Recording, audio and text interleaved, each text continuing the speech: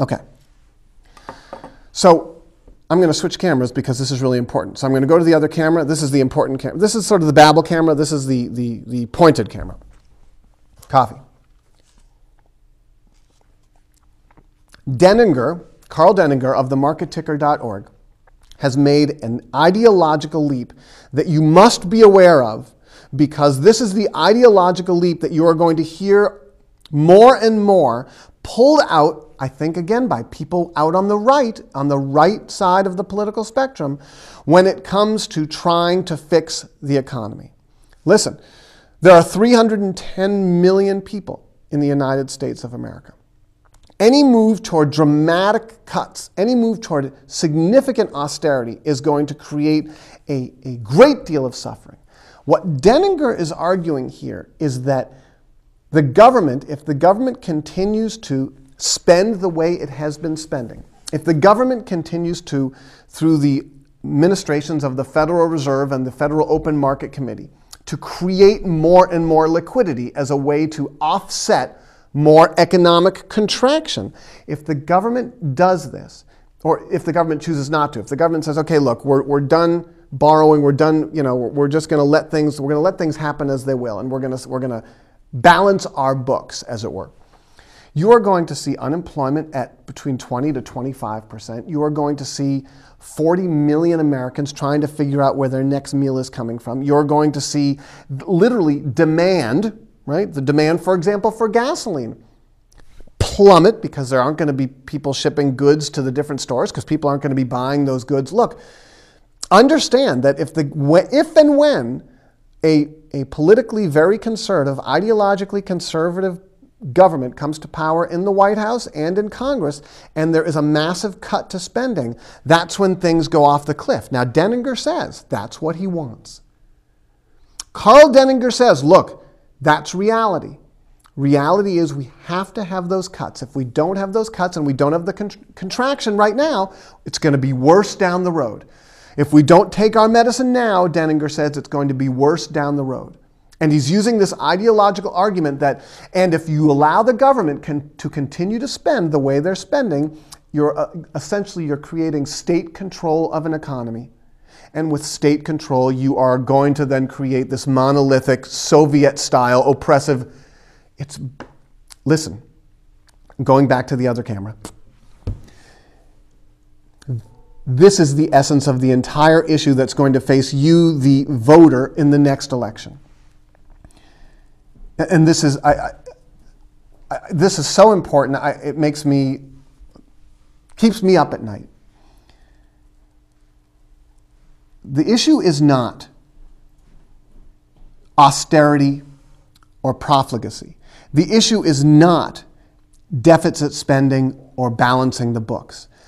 The issue is who controls the creation of money in the United States of America.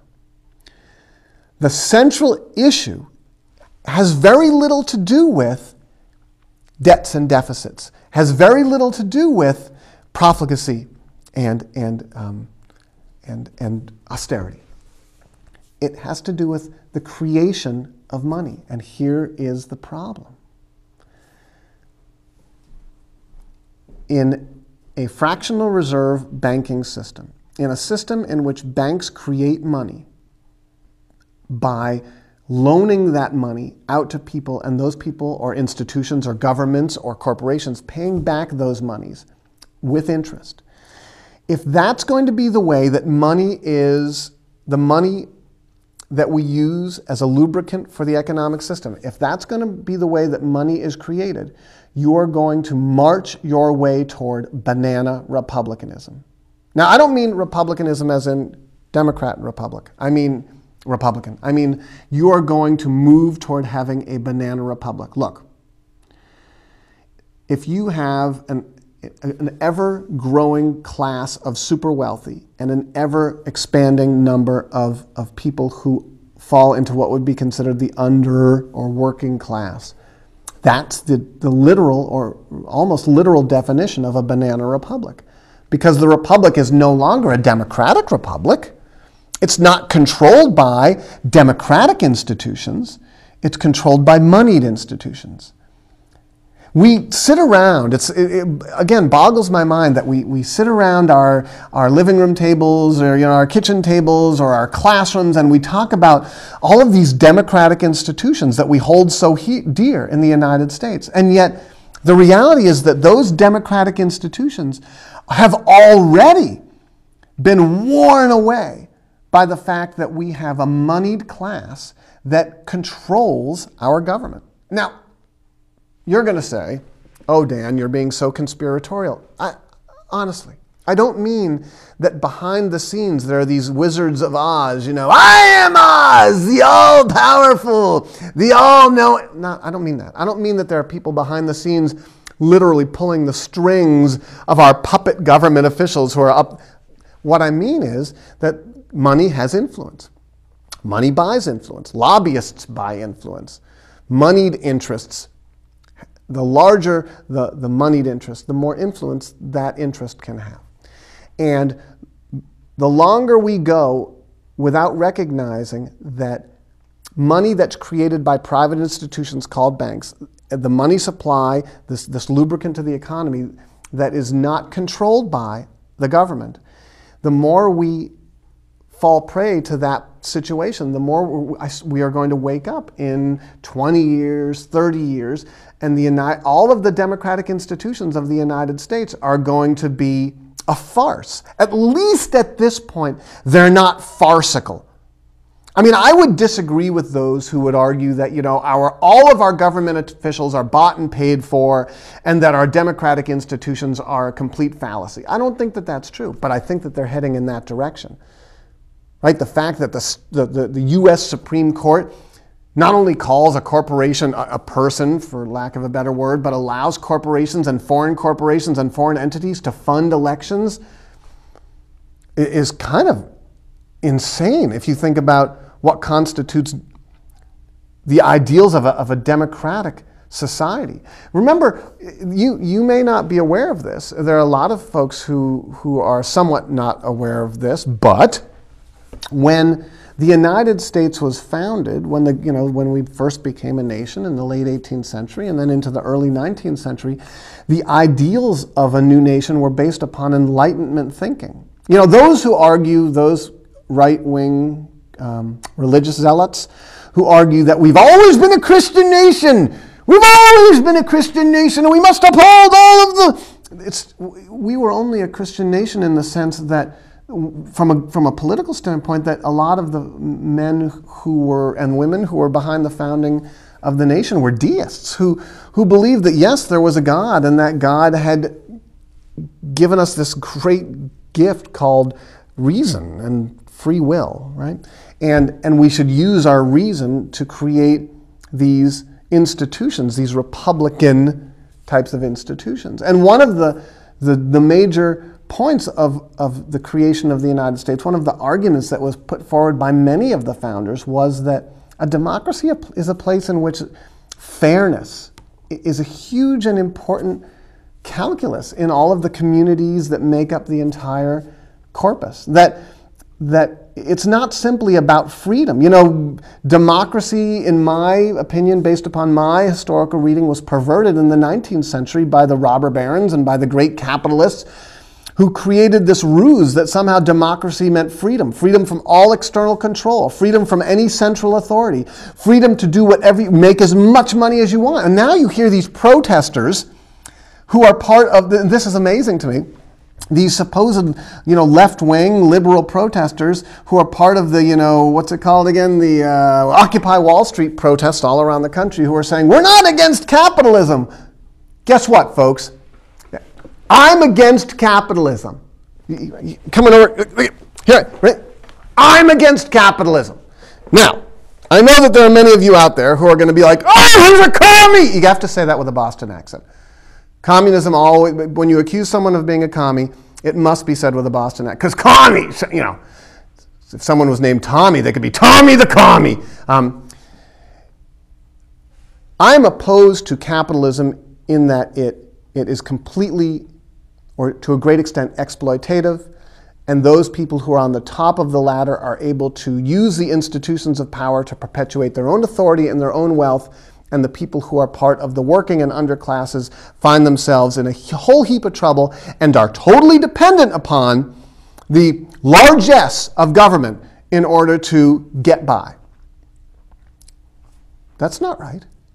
Now, Denninger would argue, Carl Denninger would argue, our friend here, he would argue that that's fine. That's how things should be. And libertarians would argue that's how things should be.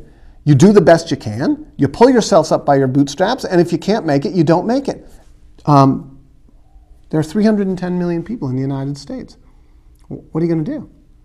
You're going to essentially cut off all kinds of social services and medical services? Are you going, you're just going to, what's going to happen? You're going to let these people starve, die, go without? What? Do you think that those of us who make up the working class and the shrinking, this middle class that's finding it harder and harder to meet, do you think that we're going to be like, yeah, oh, it's all good, yeah. Can't pay my rent, da-da-da-da-da. Sorry, I don't think we are. And yet what's amazing is there's this group of protesters who are part of the Occupy Wall Street demonstrations who have been so, in my opinion, co-opted by the thought that to criticize capitalism puts you in this position of being, Tommy the commie, that they're not willing to call what it is what it is. And what it is, I'm not going to say evil because I don't know what that means, but capitalism is to a great extent bad. There are a lot of traditional societies that would look at capitalism and be like, what are you doing? You don't take care of each other? What are you doing? There are people who buy 8 houses and they're $350,000 yachts, and then they park their yachts and there are people sleeping under the pylons of the very yachts. What are you doing? Gandhi said poverty is the worst form of violence. Seems like a pretty cogent point to me. So I'm going to go on record here. The Angry Moderate is going to go on record as saying that capitalism is messed up.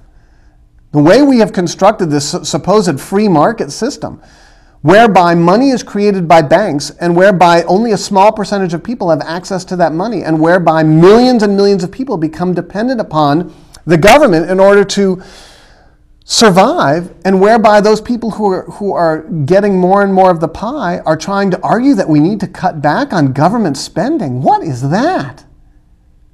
Oh, but they give their $1,000 a year to the local... $1,000 a year? And they're worth $50 million? What is that? I need a sip of coffee.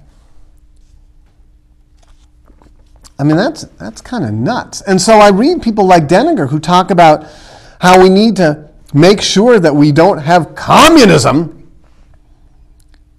in the United States and how communism is evil.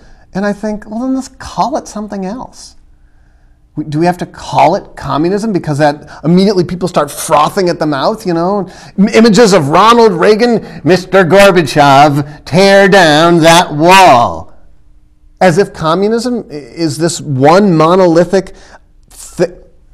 Let's call it something different. But you know what? If we don't have a government that's in control of money, if we don't have a government that is in control of how money is created, if we don't have a government that has the desire and the guts to disempower the financial industry, then the financial industry is going to be the government. So look, you have a choice.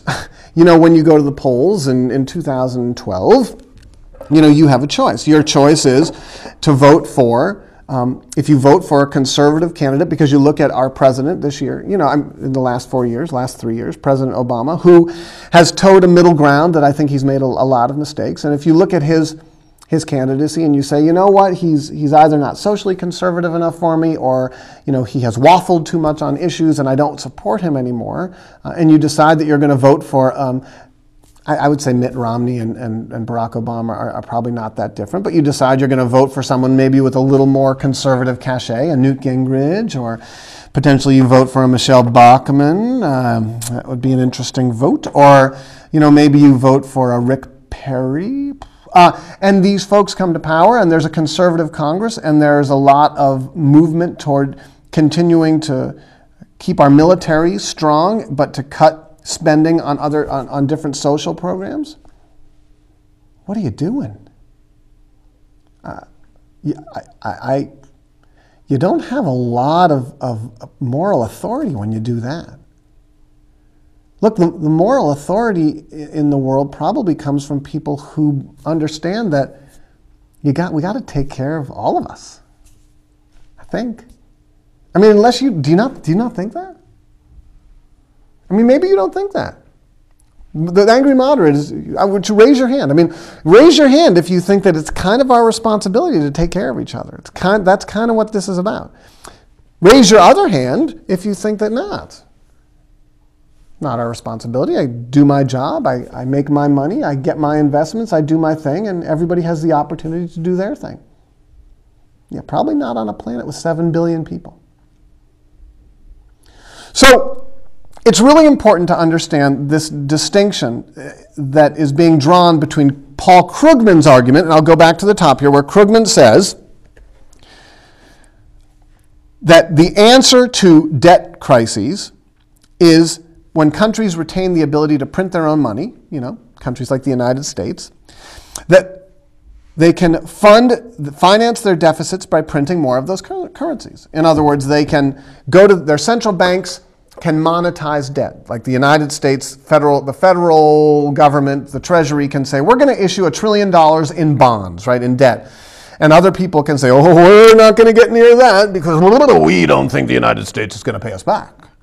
But the Federal Reserve says, we'll buy them, no problem. And the Federal Reserve tweaks the accounts of the Treasury at the Federal Reserve and enters, we're going to put $1 trillion in there, and buys up the bonds. And then $1 trillion $1 trillion is the Treasury. So the Treasury now has $1 trillion that it can do with what it needs to do with regard to spending and funding Social Security and funding unemployment insurance and funding food stamp subsidies and the whole lot. And Krugman is right. Governments can do that. Governments that have the ability to print their own money. Now, Greece can't do that, can they? Because they're in the European Union. They can't print the old drachma because they are using the euro, and they are beholden to the European Central Bank. There are a lot of people in Greece who are saying, well, perhaps we should just bag the EU and go back to being an independent nation. I mean, guys, folks, the European Union is not going to survive. I am going to be 50 years old next summer, and my guess is that before I am 60, we will see the dissolution of the European Union. And that dissolution will come because the European Central Bank will be forced to continue to monetize debt and to bail out nations that are